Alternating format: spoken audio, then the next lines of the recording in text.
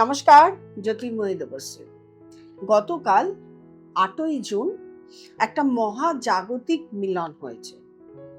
আমরা সবাই জানি কর্কট রাশিতে বৃহস্পতি, সেখানে শুক্র এসছে। আমাদের আলোচনা করার আগে বৃহস্পতি এবং শুক্র গ্রহের কাজগুলোকে দেখে নিতে হবে। কি কি কর্ম তারা দিতে পারে, কি কি বিশেষজ্ঞ তারা। বৃহস্পতি কর্কট রাশিতে উচ্চস্থ হয়, এটা আমরা সবাই জানি। কিন্তু বৃহস্পতি কিসের কারণ? বৃহস্পতি আমাদের জ্ঞান, নলেজ, আধ্যাত্মিকতা এবং অনেক কিছু স্প্রেড গভীরভাবে সেটাকে পর্যালোচনা করা যায় এবং সুখের কারণ। এই বৃহস্পতি যখন কর্কট রাশিতে আসে তখন তুঙ্গস্থ হয় এবং এইখানে এসে বৃহস্পতির যে কাজগুলো, সে তার স্বভাব, বৃহস্পতির যেটা স্বভাব সেটাকে সে নিজের মতন করে মেলে ধরে, নিজের মতন করে প্রভাব বিস্তার করে এবং বৃহস্পতির যে গুণগুলো আছে সেগুলোকে আমরা এবছর দেখতে পাবো। এটা নিয়ে আমার বহু আলোচনা আগে হয়ে গেছে, আমি এখনো করছি। এরপরে শুক্র, বৃহস্পতিকে যেমন গুরু বলা হয় তেমন ভাবে শুক্রাচার্যকে দৈত্যগুরু বলা হয়। শুক্রাচার্যের কি কাজ? শুক্রাচার্যের কাজ হলো তিনি প্রেম, তিনি বিলাসিতা, তিনি সম্পদ, তিনি সৃজন অর্থাৎ ক্রিয়েটিভিটি, কলা কুশলী, এইগুলোর কিন্তু শুক্র দেয়। যখন বৃহস্পতি আর শুক্র এই দুটো গ্রহ একসঙ্গে মিলন হয়, সেই মিলনটাকে আমরা মহাজাগতিক মিলন বলি। কারণ দুটোই অপোজিট গ্রহ, কিন্তু দুজনের একটা আলাদা গুণ। এই দুটো গুণের যখন সংমিশ্রণ হয় তখন একটা ভালো জিনিস আমরা পাই। কি পাই?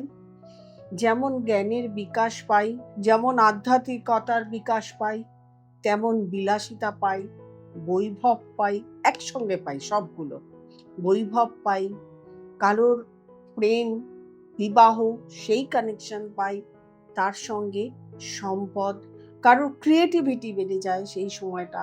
যারা কলাকুশলী, যারা অভিনয় করে, এদের ক্রিয়েটিভিটিগুলো বেড়ে যায়। এইবারে আলোচনা হলো যে কোন কোন রাশির আমরা ফল পেতে চলেছি, খুব ভালো ফল পেতে চলেছি। এটা বলার আগে একটা কথা আপনাদেরকে বলে দিই। আমি আগামী জুন মাস এটা চলছে, আগামী জুলাই মাসের 7, 8, 9, 7 জুলাই, 8 জুলাই, 9 জুলাই কামাখ্যা থাকবো। আপনারা যারা অনেকেই আমার সঙ্গে যোগাযোগ করছেন যে কবে আপনি কামাখ্যা যাবেন, কবে আপনি কাজ করাবেন, আপনাদেরকে সেই জন্য জানিয়ে দিলাম। যারা চাইছেন আপনাদের প্রবলেম সলভ করার জন্য, তারা অবশ্যই যোগাযোগ করে নেবেন এবং আমি আপনাদেরকে অবশ্যই কমেন্ট বক্সেও জানিয়ে দেব। এইবারে আপনার নিজস্ব চার্টের, আপনার তো জন্ম চার্ট আছে, date of birth, time of birth, place of birth দিয়ে একটা জন্ম চার্ট তৈরি হয়। সেই জন্ম চার্টের কোথায় বৃহস্পতি বসে আছে এবং বৃহস্পতির অবস্থান আপনার ক্ষেত্রে কতটা ভালো, কতটা খারাপ, এবং আপনার জন্ম চার্টের শুক্র কোথায় বসে আছে, তার অবস্থান কতটা ভালো, কতটা খারাপ, তার উপরও কিন্তু অনেকটা নির্ভর করে। যদি দুটোই আপনার চার্টে ভালো হয়, বৃহস্পতি গ্রহও ভালো, কিরকম ভালো, নিচস্থ বৃহস্পতি হবে না, বৃহস্পতির নক্ষত্র ভালো থাকবে, বৃহস্পতির ঘর ভালো থাকবে, অবস্থানগতভাবে যে ঘর, হাউস, সে হাউসে থাকবে। কোনো রকম কোনো, যেমন বৃহস্পতি রাহু কানেকশন, এটা তো খুব একটা ভালো যোগ নয়, এরকম ভাবে কোনো পাপক গ্রহের সঙ্গে থাকবে না, সেরকম অবস্থায় কিন্তু অবস্থা হতে হবে। এবং শুক্র গ্রহ নিচস্থ হলে চলবে না, এবং শুক্র গ্রহ আপনার ক্ষেত্রে ভালো পজিশনে থাকতে হবে, হয় নিজের ঘরে, না উচ্চস্থ, না একটা ভালো কানেকশনে, ভালো ঘরে থাকতে হবে। তাহলেই কিন্তু আপনি এই প্রভাবগুলোকে আপনার কাজে লাগবে। এইবারে আমার কথা হলো, আমি কেন বললাম এই কথাগুলো, ভালো হবে না হবে, কারণ আমি যখন বলবো অনেকেই বলবেন আমার সঙ্গে মিলছে না, আমার সঙ্গে মিলছে না। কেন মেলে না? না মেলার কারণগুলোই এটা। যখনই আপনি এই গ্রহগুলোকে ঠিক করে নেন, আপনার যদি খারাপ থাকে সেগুলোকে ঠিক করে নেন কোনো অ্যাস্ট্রোলজারের কাছে গিয়ে, তখনই কিন্তু দেখবেন যে এই যে কানেকশনগুলো আমি বলছি, যে যে রাশিগুলো বলছি, সেগুলো আপনার ক্ষেত্রে ফলদায়ক হচ্ছে। প্রথমত আমরা দৃষ্টি দেখি, বৃহস্পতির দৃষ্টি কোথায় পড়ছে। বৃহস্পতির দৃষ্টি পড়ছে পঞ্চম, সপ্তম, নবম ঘরে, এবং যে ঘরে বৃহস্পতি বসে আছে সেই ঘরটাকেও আমরা ধরবো। এবং শুক্রের দৃষ্টি সরাসরি সপ্তমে পড়ছে। পরবর্তীকালে শুক্র নিয়ে আপনারা এই এপিসোডে কিছু কিছু দিন বাদেই শুক্র নিয়ে আলোচনা শুনবেন। শুক্র দৃষ্টি, শুক্র যে ঘরে বসে থাকে কি হয়, প্রত্যেকটা আলোচনা আপনাদের সামনে এইবার তুলে ধরবো। যাই হোক, সেই ঘরগুলোকেও কিন্তু আমাদের দেখতে হবে, এবং কোনভাবে বসে আছে বৃহস্পতি শুক্র আপনার রাশি থেকে কোনভাবে বসে আছে সেটাও কিন্তু দেখা। তাহলে বৃহস্পতি থেকে পঞ্চম কোথায় হচ্ছে ধনু রাশি, সপ্তম কোথায় হচ্ছে মকর রাশি, নবম কোথায় হচ্ছে মীন রাশি। তাহলে এই রাশিটার তো প্রভাব পড়ছেই, এবং শুক্রের দৃষ্টি যেখানে পড়ছে সেটা একদম সমসপ্তমে মকর রাশি। তাহলে বেশি প্রভাব পড়ছে আমরা যা দেখব মকর রাশি। এবারে আমরা ভাবে আসি, কোন ভাবে?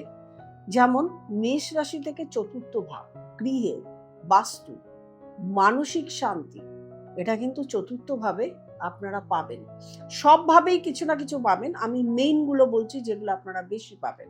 মীন রাশি, মীন রাশি থেকেও ফিফথ হাউস, যদিও আমি আগে মীন রাশির কথা বলেছি, তা সত্ত্বেও বলবো মীন রাশি থেকে ফিফথ হাউস, প্রেম, বিবাহ, সম্পদ অর্জন, কর্মের সফলতা এবং আপনার বৈভব, এটা কিন্তু ফিফথ হাউসে আসে। সুতরাং আপনার ক্ষেত্রেও প্রযোজ্য।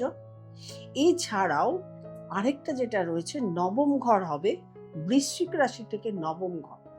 বৃশ্চিক রাশি থেকে নবম ঘর যখনই হবে, দেখুন বৃশ্চিক রাশি থেকে নবম ঘরের বৃহস্পতি, এমনিতেই আমরা বৃশ্চিক রাশির ভাগ্যোন্নতি দেখব, ভাগ্যের জায়গা এবং গুরুর জায়গা। তাহলে আমরা কি নবম ঘরে যখন পাচ্ছি, আপনার ভাগ্যের জায়গার চরমভাবে উন্নতির লক্ষণ আপনি দেখতে পাবেন। আপনি এই সময় আপনি কিছু রোজগার আপনার বেড়ে যাবে, বৈভব বাড়বে, আপনি একটা ভালো গুরু পাবেন, একজন গুরু স্থানীয় ব্যক্তির সঙ্গে আপনার পরিচয় হবে। এবং আমরা তো বললামই, মকর রাশি নিয়ে তো বলেছি, মোটামুটি ইম্পর্টেন্ট যেগুলো সেগুলো বললাম। অনেকের ক্ষেত্রে যেমন তুলা রাশি থেকে দশম স্থান, তুলা রাশি থেকে দশম স্থান, তাদের ক্ষেত্রেও কিন্তু রোজগারের জায়গা বাড়বে, আয়ের জায়গা বাড়বে, খরচা কম হবে, আয়ের জায়গা বাড়বে। যাদের 11th হাউস, যেমন কন্যা রাশি থেকে 11th হাউস, এদের ক্ষেত্রে আরো বেশি প্রভাবশালী হবে, প্রচন্ড ভালো তারা পাবে, তারা কর্মে সাকসেস পাবে। এই সময়টা হয়তো বৃহস্পতি ঢুকেছে, কিন্তু অনেকের ক্ষেত্রে দেখছেন, কারণ বৃহস্পতি ঢোকার পরেও তাকে 2 সপ্তাহ সময় দিতে হবে, ডিগ্রি পেতে হবে।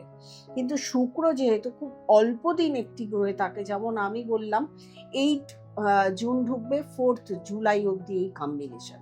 তাহলে এই যে কম্বিনেশনটা,